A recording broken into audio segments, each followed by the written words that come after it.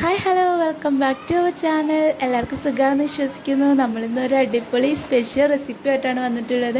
അപ്പോൾ നമ്മൾ റെസിപ്പി വേറെ ഒന്നുമല്ല, നമ്മളിതിനിവിടെ ഇമ്മ ബിരിയാണി എന്ന് പറയും, ചില സ്ഥലങ്ങളിൽ ഇതിന് ഇറച്ചിച്ചോറ് എന്നൊക്കെ പറയും. നമ്മൾ ചിക്കൻ കൊണ്ടാണെങ്കിലും ബീഫ് കൊണ്ടാണെങ്കിലും ഒക്കെ നമ്മൾ ഈ ഒരു ഐറ്റം ഉണ്ടാക്കാറുണ്ട്. അപ്പോൾ ഞാൻ പറഞ്ഞ ടൈം കളയുന്നില്ല, നമുക്ക് നേരെ വീഡിയോയിലോട്ട് പോകാം.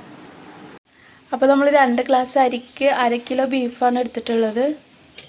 ആവശ്യമായ സാധനങ്ങൾ: കുറച്ച് ക്യാരറ്റ്, അതുപോലെ 2 തക്കാളി, കുറച്ച് മല്ലിയില, കുറച്ച് പുതിന ഇല, അതുപോലെ 1 ടീസ്പൂൺ പെരിഞ്ജീരകം, 1 ടീസ്പൂൺ നല്ല ജീരകം, കുറച്ച് വെളുത്തുള്ളി, കുറച്ച് ചെറുള്ളി, 4 പച്ചമുളക്, 3 കഷ്ണം ഇഞ്ചി, കുറച്ച് കറിവേപ്പില, കുറച്ച് പട്ട, കുറച്ച് ഏലക്കായ, കുറച്ച് ഗ്രാമ്പൂ. ഇതിൽ നമ്മൾ വെളുത്തുള്ളി, ചെറുള്ളി, പച്ചമുളക്, ഇഞ്ചി ഇതൊന്ന് ക്രഷ് ചെയ്തെടുക്കണം ആദ്യം. ബീഫ് നമ്മൾ ഉണ്ടാക്കാനായിട്ട് പോകുന്നത് കുക്കറിലാണ്. അതിന് വേണ്ടിയിട്ട് നമ്മൾ കുക്കറൊന്ന് ചൂടാക്കി എടുത്തിട്ടുണ്ട്. അതിലോട്ട് നമ്മൾ ആദ്യം 6 kg ആണ് ഒഴിച്ചു കൊടുക്കുന്നത്. നമ്മളിതിലോട്ട് ഫസ്റ്റ് ക്രഷ് ചെയ്ത് വെച്ച ചെറുള്ളിയാണ് ഇട്ട് കൊടുക്കുന്നത്. ഇനി ഇതൊന്ന് നല്ല വഴറ്റിയെടുക്കണം.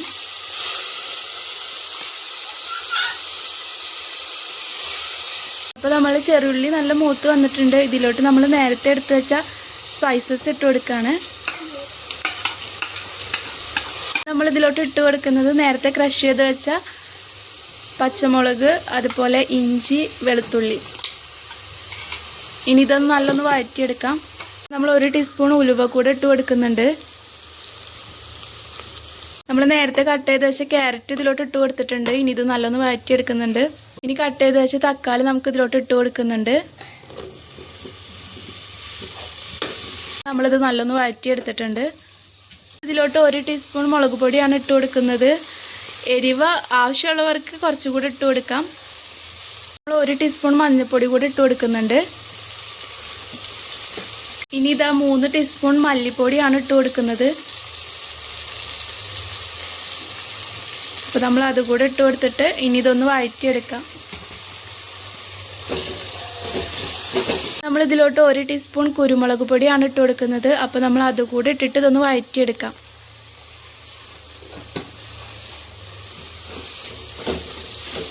ഇനി നമ്മളിതിലോട്ട് കറിവേപ്പില കൂടെ ഇട്ട് കൊടുക്കുന്നുണ്ട്. ഇതിലോട്ട് 2 ടീസ്പൂൺ ഉപ്പിട്ട് കൊടുക്കുന്നുണ്ട്.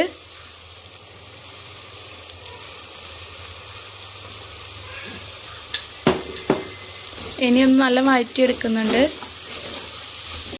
ഇനി നമ്മൾ കഴുകി വെച്ച ബീഫ് ഇട്ട് കൊടുക്കുന്നുണ്ട്.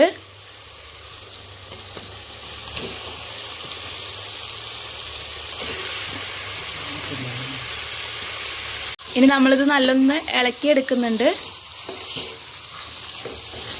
നേരത്തെ കട്ട് ചെയ്ത് വെച്ച മല്ലിയിലയും പുതിനയിലയും ഇട്ട് കൊടുക്കുന്നുണ്ട്.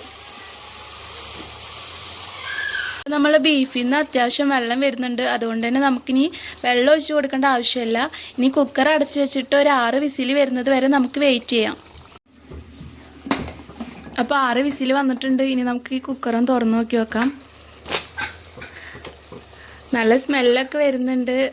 ബീഫൊക്കെ വെന്തിട്ടുണ്ടെന്ന് തോന്നുന്നു. ഒന്ന് ചെക്ക് ചെയ്ത് നോക്കാം.